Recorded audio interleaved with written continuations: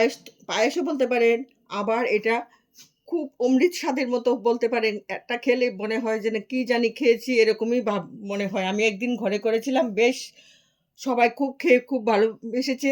তাই আমি আবার করে বন্ধুদের শিখিয়ে দিচ্ছি যে ১ম এ আমি ঘন করে ২ লিটার দুধ নিয়েছি। তারপর ঘন করে এটাকে জাল দিতে, দিতে তারপর কিছুটা আমাদের যে চিড়া, সেই চিড়াটাকে ভালো করে ঝেড়ে ধুয়ে তারপর এটাকে ছাঁকনিতে ছেঁকে নিলাম যেমন জল না থাকে। তারপরে দুধটা ঘন হয়ে যাওয়ার পর চিড়াটা তার মধ্যে ছেড়ে দিলাম।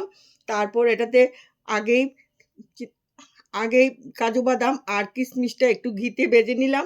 তারপর ভেজে নিয়ে তারপর যখন চিড়াটা দিয়ে দিলাম আস্তে, আস্তে হয়ে যাচ্ছে তখন কাজু বাদামটা ছড়িয়ে দিলাম আর কিশমিশটা ছড়িয়ে দিলাম। তারপর এটাতে চিনি দিলাম। তারপর কিছু চেরি ফল ছোট, ছোট করে কেটে দিলাম। যেন মনে হয় কি সুন্দর একটা স্বর্গে থেকে ভেসে এসেছে এরকম একটা পায়েস। এর পায়েসটার কথাই সবাই মনে রাখবেন। আর ভালো করে আপনারাও তৈরি করবেন, খাবেন। বাচ্চাদেরও খাওয়াবেন, বড়দেরও খাওয়াবেন। পায়েসটা খুবই সুস্বাদু। আপনারাও খান। আর আমার এই ছোট্ট ভিডিওটাকে একটা লাইক, ছোট্ট করে একটা লাইক করে দেবেন। আর শেয়ার, কমেন্ট করতে ভুলবেন না। এই বলে আমি বিদায় নিচ্ছি।